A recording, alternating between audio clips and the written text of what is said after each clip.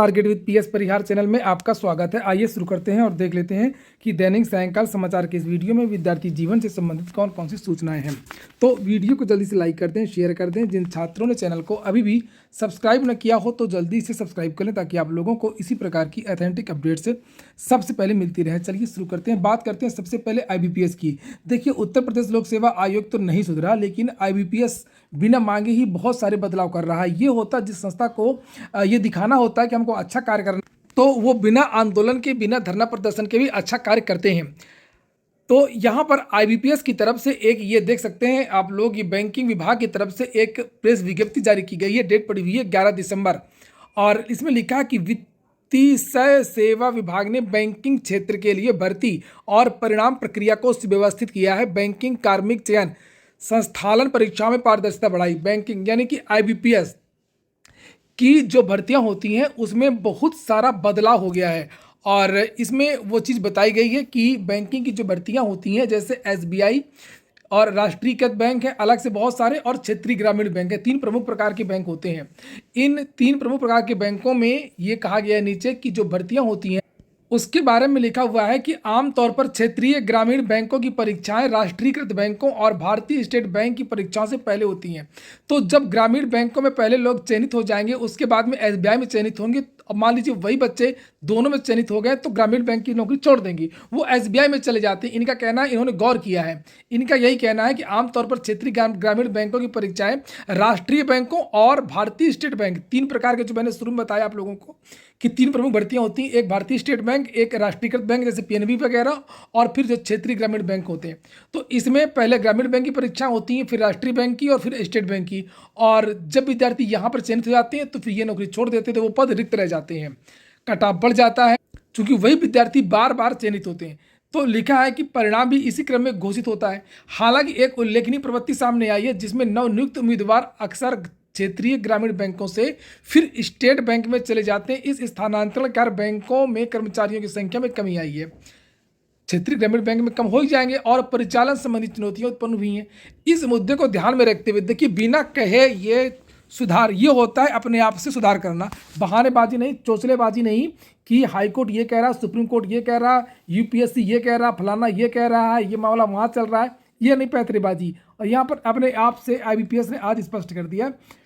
लिखा है कि उपरोक्त मुद्दे को ध्यान में रखते हुए वित्तीय सेवा विभाग ने भर्ती परीक्षाओं की व्यापक प्रक्रिया और परिणाम घोषणा के पैटर्न की समीक्षा की और इंडियन बैंक्स एसोसिएशन IBA को 3 श्रेणियों में बैंकों में भर्ती परिणामों की घोषणा के लिए मानकीकृत और तार्किक क्रम लागू करने की सलाह दी।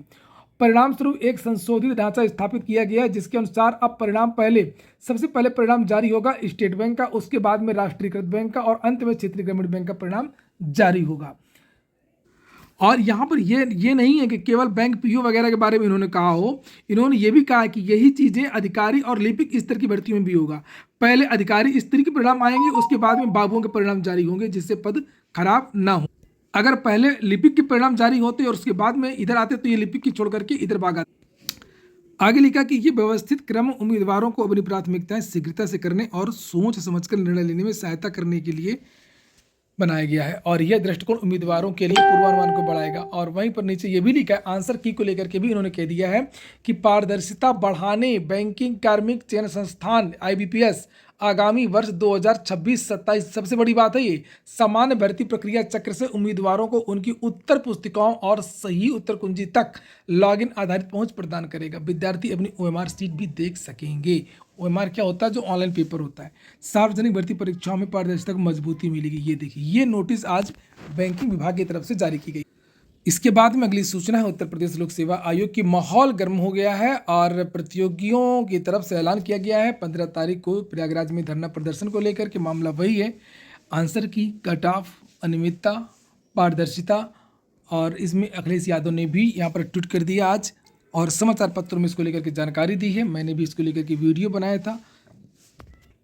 लिखा, उत्तर प्रदेश के प्रतियोगी छात्रों ने UP लोक सेवा आयोग के कथित भ्रष्टाचार के खिलाफ आंदोलन का बिगुल फूंकने का ऐलान किया है। छात्र 15 दिसंबर को UP लोक सेवा आयोग का घेराव करेंगे। लोक सेवा आयोग के कथित भ्रष्टाचार के विरोध में छात्रों ने आंदोलन का रास्ता अपनाया और संयुक्त प्रतियोगी छात्र हुंकार मंच की ओर से पोस्टर जारी किया गया है।